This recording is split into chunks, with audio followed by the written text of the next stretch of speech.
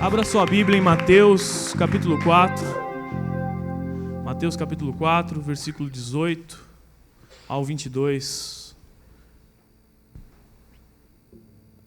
Evangelho de Mateus, capítulo 4, do versículo 18 ao 22.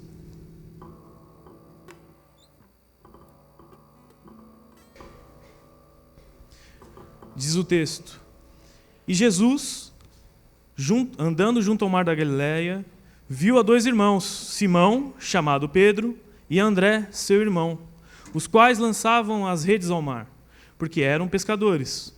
E disse-lhes: Vinde após mim, e eu vos farei pescadores de homens. Então eles, deixando logo as redes, seguiram-no. E adiantando-se dali, viu outros dois irmãos, Tiago, filho de Zebedeu, e João, seu irmão, num barco com seu pai Zebedeu, consertando as redes. E chamou-os, e eles, deixando imediatamente o barco e seu pai, seguiram-no. Pode se sentar. Hoje de manhã eu tive a honra e o privilégio de compartilhar esse texto também. Eu já avisei o pessoal, eu estou acostumado a pregar para jovem. Então, eu vou usar exemplos de jovem, né? Quantos aqui são jovens? Aleluia, glória a Deus. Jovens de 20 anos, temos aqui jovens de 20 anos? Cadê a galera da... Isso. Jovens de 40, temos aqui jovens de 40? Aleluia. Jovens de mais 40? Aleluia, glória a Deus. Glória a Deus. E eu, como líder de jovens, e por um gosto pessoal, eu gosto muito de ver quadrinhos, filmes de herói. Você já deve ter me visto aqui com uma camiseta de super-herói, provavelmente. Hoje eu não vim não, viu, pastor? Fica tranquilo. Mas eu gosto muito disso. E aí, agora eu vou fazer outra pergunta. Quantos aqui conhecem o Super-Homem? Levanta a mão. Conhece a história do Super-Homem? O Super-Homem, ele é um herói, um super-herói dos quadrinhos. E ele vem de outro planeta. Vem de Krypton. Foi enviado aqui pelos seus pais. E ele tem superpoderes. E quando você fala no Super-Homem, ele é o cara, certo? O Super-Homem, ele é a prova de bala. Tem visão raio-x. Visão de calor, sopro gelado. Ele é praticamente indestrutível. A única fraqueza dele é a Kryptonita. Só que fica tranquilo que eu não vou pregar sobre o Super-Homem, não, tá? Apesar de ser o super-herói favorito do pastor, né, pastor? O meu é o Batman, mas enfim, não vem ao caso agora. Ele não é super, então não se encaixa. E esse super-herói, nós estamos acostumados hoje na nossa cultura a termos, né, os super-heróis, aqueles que realizam grandes feitos. Nós podemos correr o risco de olhar para a Bíblia e olhar para os homens que foram escolhidos por Deus para cumprir o seu propósito e achar que eles são super-homens. Que eles são homens que foram além. Eles realmente foram homens que foram além, mas não pela capacidade deles. Eles foram além porque eles foram chamados por Jesus. Eles foram além porque eles receberam o poder do Espírito Santo para viver o propósito de Deus. Então, esse mesmo Jesus que chamou no passado continua nos chamando hoje. Jesus, ele continua chamando homens e mulheres para viverem o propósito. E nós lemos aqui o texto onde Jesus faz o chamamento, faz a convocação para 4 dos seus discípulos. Pedro, quem mais está aí no texto? André, Tiago e João. Tem o Zebedeu, mas o Zebedeu não foi. O Zebedeu, o pai de Tiago e João. Esses homens, eles estavam numa atividade comum. Eles eram o quê? Pescadores. Vocês vão acostumar comigo, tá, gente? Eu gosto de fazer pergunta. Porque o pessoal do Move, cadê o pessoal do Move? Glória a Deus. Vocês já estão acostumados, né? Fico perguntando, fico falando. Eles eram pescadores. Eles eram homens comuns, estavam numa situação comum do dia a dia deles. Eles faziam um trabalho comum para a sua época, mas eles tiveram um encontro com um homem incomum. Tiveram um encontro transformador com Jesus. E quando nós olhamos para esse texto, nós vemos que Jesus faz um chamado muito simples, comum também a eles. O que Jesus fala? Vinde após mim. Sigam-me. Tem uma coisa muito especial nessa frase? Não tem. É uma frase comum. É uma frase simples, quando nós olhamos assim. Mas nós precisamos entender o contexto onde essa frase foi dita. Aqueles homens judeus, eles eram, desde pequeno, a partir dos seus 6 anos de idade, eles eram ensinados a Torá. Dos 6 anos aos 10 anos, eles decoravam toda a Torá. Quantos aqui já decoraram? Torá, os 5 primeiros livros da Bíblia. Quantos já decoraram? Fica estreito para a gente, né? Mas eles eram ensinados, esse era o padrão do povo judeu. Depois de tudo que o povo de Israel viveu, eles criaram essa cultura. Então, dos 6 aos 10 anos, toda criança ela era alfabetizada e ensinada a ler e decorar esses primeiros livros. Aqueles homens foram instruídos.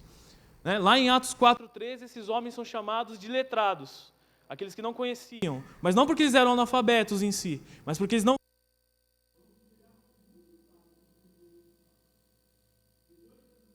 de ensino no aprendizado, aqueles que eram os nota 10, que eram os nerds, eles aprenderam e se aprofundar, aí eles passavam a estudar os profetas e começaram a debater os ensinamentos dos seus rabinos e de outros. E eles eram levados assim a seguir as suas correntes teológicas da época. Mas esses homens eles não foram escolhidos para isso. Com 10 anos eles voltaram para casa e aprenderam a profissão dos seus pais.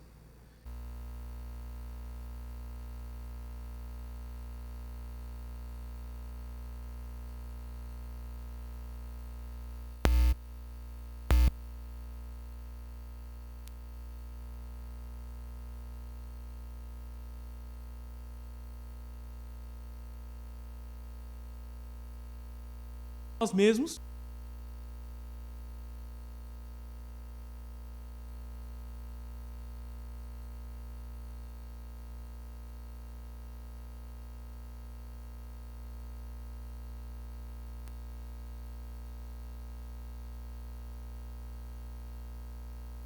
Mestre. Esses homens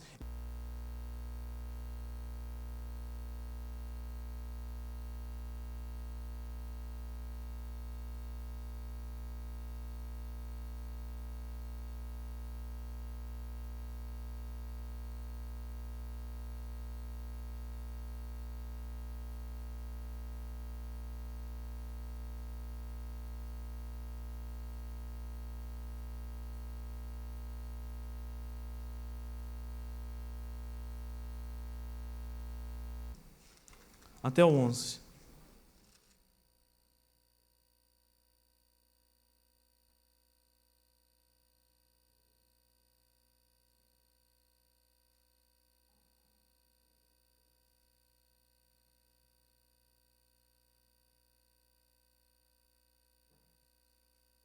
Lucas 5,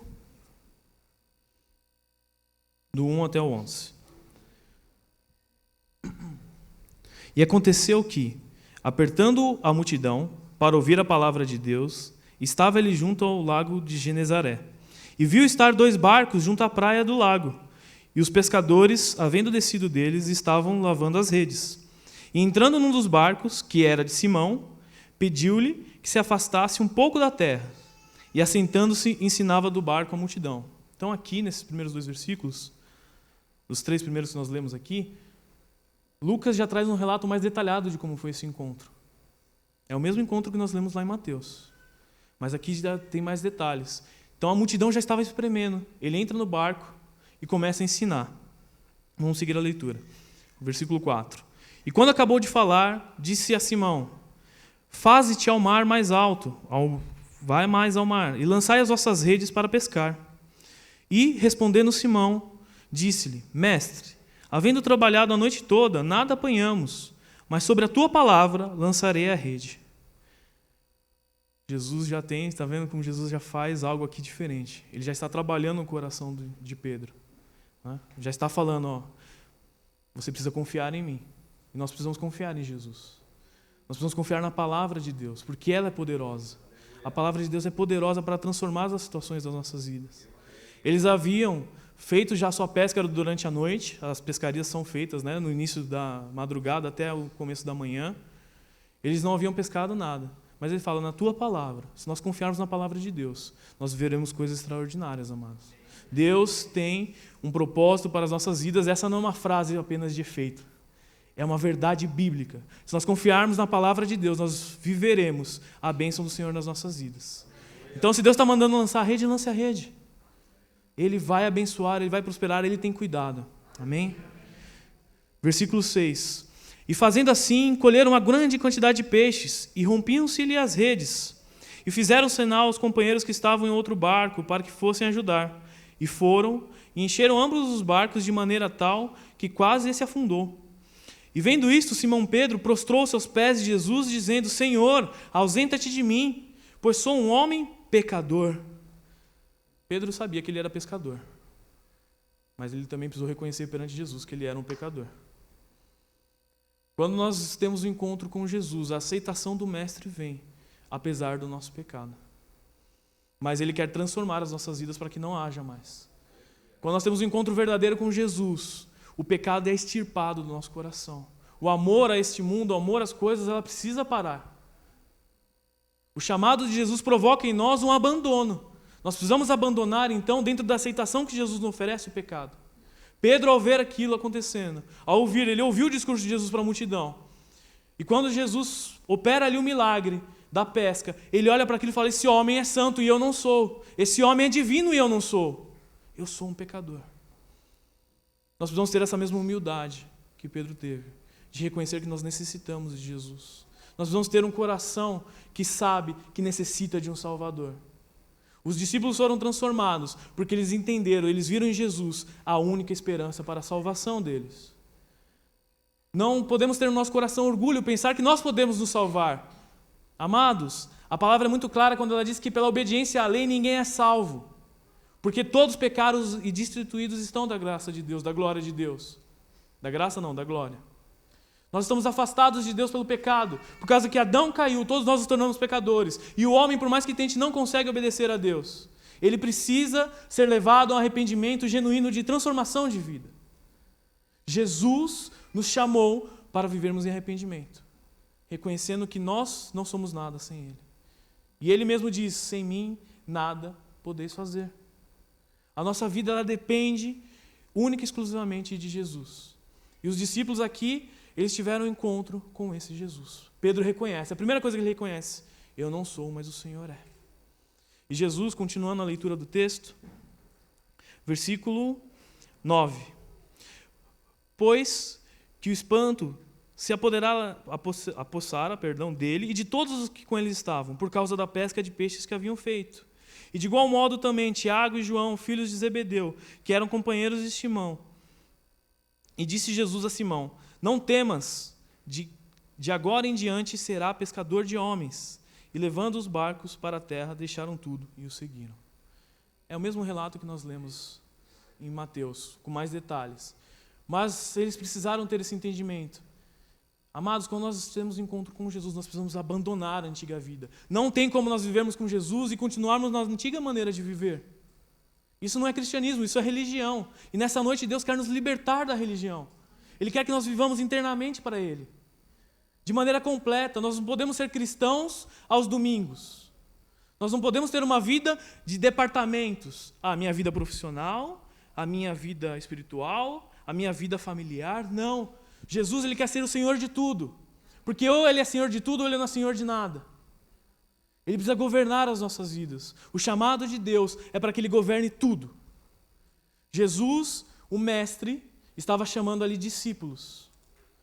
E os discípulos sabiam que para seguir o Mestre eles teriam que abandonar tudo. Então Jesus trabalha na identidade dos discípulos. Jesus, naquele chamamento, que é tão simples, mas olha a profundidade que o texto bíblico nos traz. Eles entendiam que eles precisavam deixar todas as coisas. Houve uma obra do Espírito Santo e foi irresistível ao coração daqueles homens. Eles sabiam que Jesus, ainda não sabiam toda a extensão do poder, mas eles sabiam que Ele era divino, que Ele era santo. E essa é a revelação que nós precisamos ter nesses dias. Jesus é santo, Ele permanece sendo santo. E Ele nos convoca como pecadores, mas para nos santificar, para nos tornar, através do seu sangue, limpos e alvos como a neve. Ele quer nos purificar. Essa obra da cruz é maravilhosa. Nós não merecíamos, mas Ele nos purifica e nos justifica de toda injustiça, diz a palavra de Deus. Ele é poderoso e Ele é fiel para perdoar. E em Hebreus a Bíblia fala, então nós podemos nos achegar com confiança diante do trono da graça, porque Jesus abriu um vivo e novo caminho pelo seu corpo. Ele é o caminho, amados. Ele é o caminho para chegarmos a Deus. A lei, ela veio, a palavra fala que ela é como um tutor que nos conduz a Cristo. Você não vai conseguir se salvar sozinho. Mas graças a Deus por Jesus Cristo, Ele é a nossa salvação, Ele é a esperança. Amém? Além da aceitação do Mestre, Jesus passa para aqueles homens um propósito para o qual viver. Você tem um propósito pelo qual você vive? É uma pergunta que muitas vezes na juventude a gente faz. Para que eu vivo? Para que eu estou nesse mundo? Por que eu nasci? Aqueles discípulos, eles haviam experimentado e para eles eram apenas pescadores. É o que a vida e o que o sistema daquela época tinha proporcionado para eles. Eles seriam pescadores, nada mais que isso. Não quer dizer que você ser pescador seja ruim, ou você ter um trabalho seja ruim, muito pelo contrário. Nosso trabalho em Jesus ele é ressignificado. Nós ganhamos um novo sentido de missão no nosso trabalho. E aqueles homens precisavam entender que eles tinham uma missão a cumprir. Jesus estava chamando aqueles homens para compor aqueles que transformariam o mundo. A palavra relata em Atos, quando a igreja já está avançando, que os homens chegam em determinado local e a palavra diz que as pessoas daquela cidade, eu me recordo agora a cidade, falam, chegaram até nós, aqueles que têm transtornado o mundo. Onde nós chegamos? O que as pessoas dizem sobre nós? E transtornado porque eles estavam mudando a maneira do império funcionar.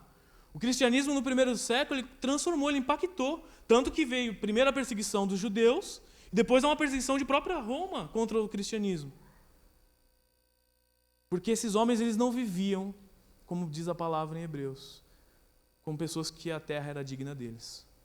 Eles viviam com o propósito de agradar aquele que os convocou, diz Paulo. Nós precisamos então entender que o chamado de Jesus ele nos dá um propósito bem definido. E ele fala para aqueles homens, vocês serão a partir de agora pescadores de homens. Vocês terão agora uma nova identidade, vocês terão um novo destino, vocês têm um propósito. Aqueles homens sabiam que quando uma pessoa começava a seguir um rabino, um mestre da lei, ele iria participar de discussões. Eles imaginavam que seriam só isso, né? Só ia participar de discussões da Bíblia, poderiam trazer alguma interpretação nova. Mas eles sabiam que eles estavam sendo chamados para algo maior. Amados, nós somos chamados para algo maior. Aos pés da cruz. Nós somos chamados para algo maior, mas é para viver para Jesus. Nós somos chamados para algo maior porque Jesus está nos chamando para pescar vidas. Amados, essa convocação ela continua sendo tão real quanto foi naqueles dias. A voz de Cristo continua falando e chamando homens e mulheres para viver por Ele, para anunciar o Evangelho. Nós precisamos entender que há uma convocação de Deus para a nossa geração. E nossa geração não fala aqui só para os jovens, mas para todos. Nós precisamos entender que o tempo que nós vivemos, o hoje, nós precisamos anunciar as boas novas do Evangelho. Nós precisamos largar as coisas para trás. E aqui eu não estou falando só do pecado, mas aqueles homens sabiam que a convocação de Jesus, seguir um mestre, seria andar por onde aquele mestre andaria, fazer as coisas que aquele mestre faria, dormir onde ele dormiria e pagar o preço que aquele mestre pagaria. Jesus vai discorrer isso depois, um pouco mais à frente, em Lucas 5, Mateus 5, perdão. O primeiro texto que nós lemos, ele começa a falar sobre o Sermão do Monte. E lá ele vai falar para os discípulos, bem-aventurados aqueles que são perseguidos por causa da justiça, por causa do Evangelho. Ali Deus começa a mostrar para eles que o propósito que eles tinham seria muito maior do que aqueles que eles tinham vivido até o momento. Mas nós, quando nós olhamos para essas palavras, ou quando nós olhamos para Jesus, o que nós temos buscado em Cristo? Conforto? Bênçãos? Claro que o Senhor vai nos abençoar, amados. Ele é o nosso Pai. Jesus, quando fala sobre o cuidado de Deus para conosco, ele fala, olha, vocês podem olhar para os pássaros. Eles não semeiam, eles não colhem, mas eles não têm falta de nada. Não lhes falta o alimento. E ele fala, vocês podem olhar para os lírios do campo. Eles não tecem. E mesmo assim, nem Salomão, em toda a sua glória, se vestiu como um deles. E Jesus, quando fala ainda dos pássaros, ele fala, você acha que Deus que cuida dos pássaros? Aqui é a versão hoje, da palavra lá de Mateus 6. Né? Você acha que Deus que cuida dos pássaros não vai cuidar dos seus? Amados, Deus tem cuidado, Ele vai continuar cuidando, mas nós não podemos achar que o chamado para o cristianismo é um chamado para um conforto. Não, o chamado do cristianismo, o Evangelho, ele nos confronta, porque nós precisamos morrer para nós mesmos, abandonar a nossa vida para viver a vida que o Mestre quer que nós vivamos. Nós precisamos entender que Jesus está convocando pessoas para viver por Ele. Nós temos um exemplo nos nossos dias, há alguns anos, hoje já diminuiu um pouco, graças a Deus, mas os meninos, os jovens que eram chamados pelo Estado Islâmico, aqueles meninos, eles eram chamados para morrer por uma causa. Nós, como cristãos, nós somos chamados para, além de morrer pelo Evangelho, primeiro viver pelo Evangelho. Nós precisamos entender que o chamado de Jesus é para viver no nosso dia a dia, na segunda, na terça, na quarta, na quinta, na sexta, na escola, no trabalho, em casa, viver o Evangelho de Jesus Cristo, viver a vida dele. Porque ele vem viver de novo em nós. Não sou mais quem vivo, diz Paulo, mas Cristo vive em mim. E a vida que eu vivo agora, vivo pela fé no Filho de Deus, ao qual me amou e se entregou por mim. Essa tem que ser o nosso estilo, a nossa condução. Nós precisamos entender que Jesus está precisando, ou melhor, Jesus está convocando você e eu para vivermos para Ele. Ontem nós tivemos aqui as 12 horas de oração. Estive aqui das 18 às 20, e a pastora ministrando, ela enfatizou isso, que é a tônica das 12 horas de oração, aquilo que ficou mais destacado. Foram 2 convocações do Senhor para nós como igreja: arrependimento e avivamento. Deus quer nos levar a um arrependimento genuíno. Assim como Pedro declarou, eu sou pecador, nós precisamos declarar isso nos nossos dias. E Deus também quer nos levar a um avivamento genuíno, onde nós vivemos Jesus sem que ninguém precise nos mandar a viver como Jesus. É uma frase que eu gosto, eu não lembro o autor, mas fala que avivamento é quando a igreja vive o que ela tem que viver, sem que ninguém fique cobrando ela para fazer isso. Pesado, né? Nós seremos avivados quando nós estivermos vivendo a verdade dessa palavra. Nós, como igreja, juntos, eu me incluo aqui, não existe algo que eu possa falar aqui que não esteja sendo Deus falando no meu coração. Nós precisamos entender, amados, que Jesus quer uma geração dele. Ele quer pessoas que vivam, se movam e existam nele. Pessoas que entendem que precisam estar em Jesus para ser alguma coisa, porque nós não somos super-heróis. Nós não somos super nada. Nós somos super, sabe o quê? Necessitados de graça. Super dependentes do Senhor. Nós precisamos ter essa consciência, amados. Nem a nossa salvação nós conseguimos. Se não fosse Jesus, nós não estaríamos aqui. Se não fosse a obra redentora da cruz de Cristo, nós não estaríamos aqui. Mas Ele nos amou primeiro, a palavra fala. Ele veio ao nosso encontro. Jesus veio nos encontrar quando nós estávamos perdidos. Algumas pessoas falam às vezes, eu encontrei Jesus. Eu tenho um pregador, eu também não lembro. Eu sou ruim de nome, tá, gente? Às vezes foge. Mas ele deu uma resposta para a pessoa que falou isso para ele. Ele falou, não, Jesus não estava perdido, era eu. Eu fui encontrado por Ele. Eu não encontrei Jesus, foi Ele que me encontrou. Nós estávamos perdidos nos nossos pecados, nós estávamos no meio do lamaçal, mas Ele nos tira dessa situação, nos dá uma nova identidade de filhos de Deus, nos restaura a sua imagem e semelhança, para que nós possamos viver em santidade anunciando o Evangelho. E nos dá um objetivo claro: ide por todo mundo, pregar o Evangelho a toda a criatura, fazer discípulos, ensinando-os a obedecer tudo o que vos tenho ensinado. Essa é a convocação para nós, nos nossos dias. Nós precisamos viver para Jesus. Nós precisamos andar nos passos do nosso Mestre. Queria encerrar com vocês agora. Abra sua Bíblia lá em Atos, capítulo 17, versículo 28.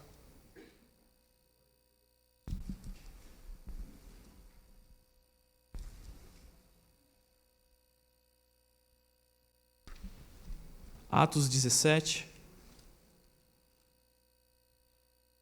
versículo 28.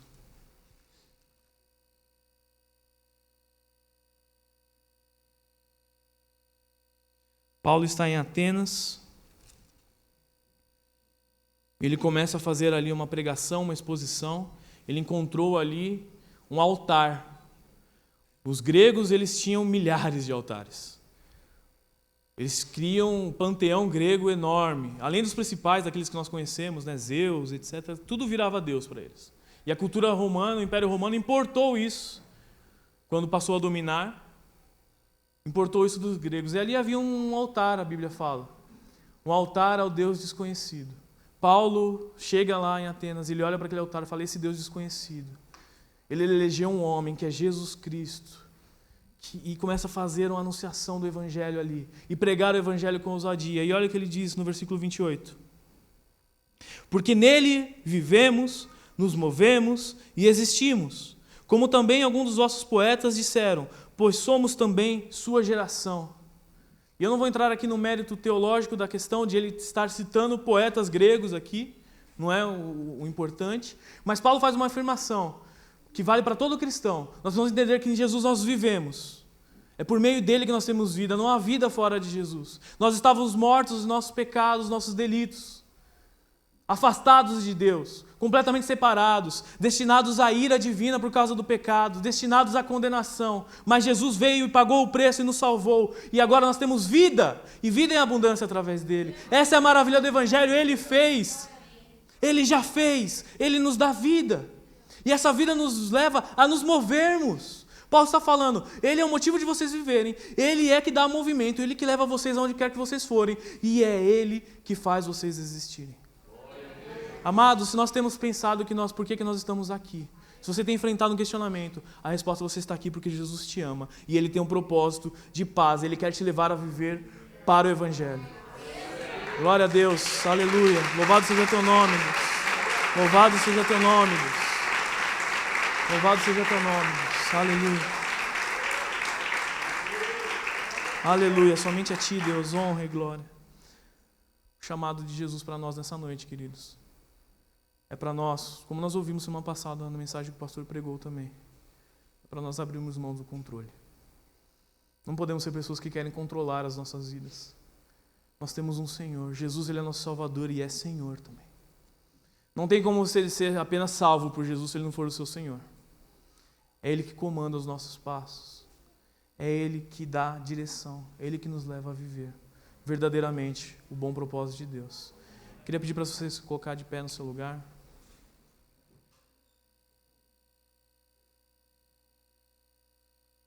Não vou fazer um apelo aqui, mas eu queria que nós orássemos juntos.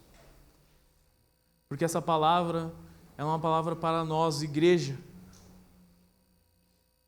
Para nós vivermos isso juntos.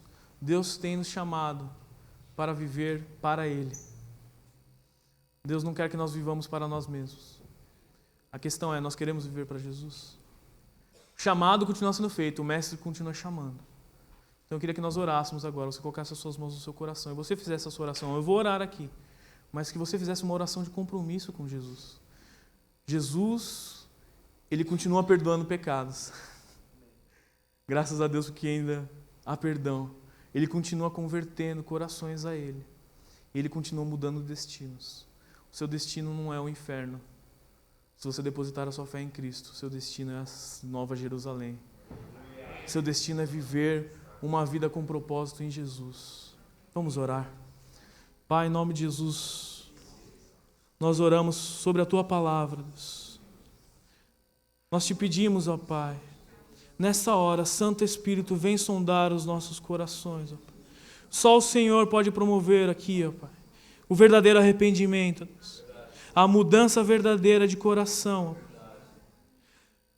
Pai, que a Tua palavra se cumpra em nós, ó Deus.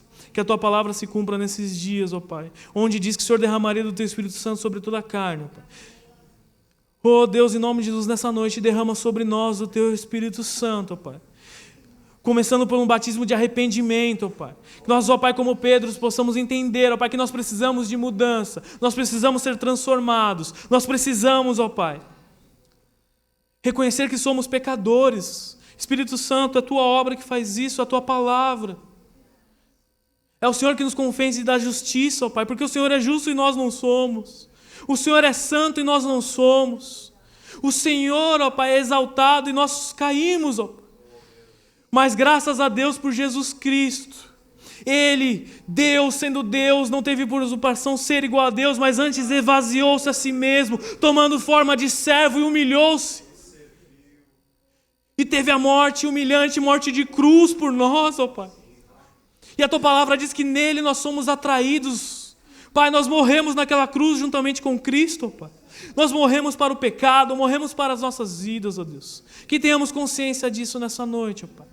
Ó Espírito Santo de Deus, ministra os nossos corações, ó Pai, para que haja mudança, ó Pai.